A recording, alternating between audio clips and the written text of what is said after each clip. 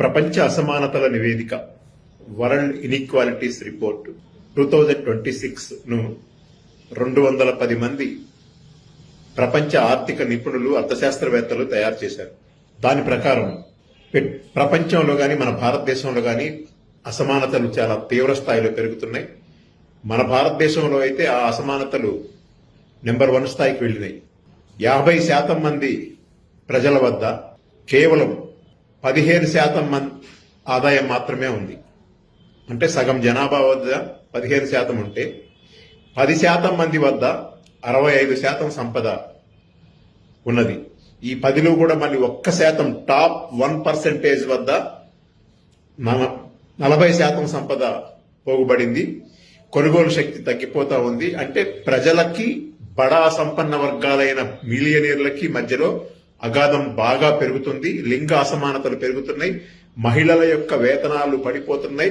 అదేవిధంగా ప్రపంచంలో 10% బడా సంపన్న వర్గాల వద్ద 90% సంపద పోగుబడింది. ఇది పెట్టుబడిదారీ విధానం యొక్క డొల్లతనం, ఇది పెట్టుబడిదారీ విధానం యొక్క దివాలా కోరుతనం, ఇది పూర్తిగా ఫెయిల్ అయినటువంటి ప్రపంచ అసమానతల నివేదిక వరల్డ్ ఇన్ఈక్వాలిటీస్ రిపోర్ట్ 2026ను 210 మంది ప్రపంచ ఆర్థిక నిపుణులు అర్థశాస్త్రవేత్తలు తయారు చేశారు.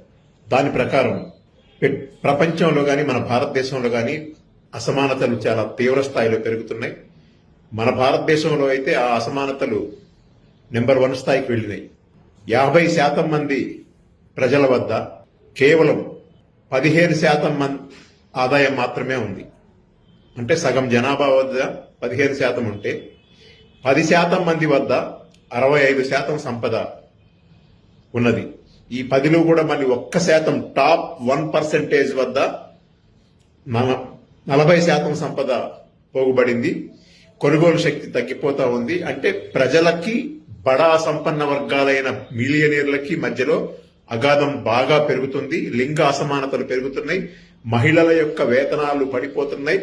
అదేవిధంగా ప్రపంచంలో 10% బడా సంపన్న వర్గాల వద్ద 90% సంపద పోగుబడింది. ఇది పెట్టుబడిదారీ విధానం యొక్క డొల్లతనం, ఇది పెట్టుబడిదారీ విధానం యొక్క దివాలా కోరుతనం, ఇది పూర్తిగా ఫెయిల్ అయినటువంటి విధానం.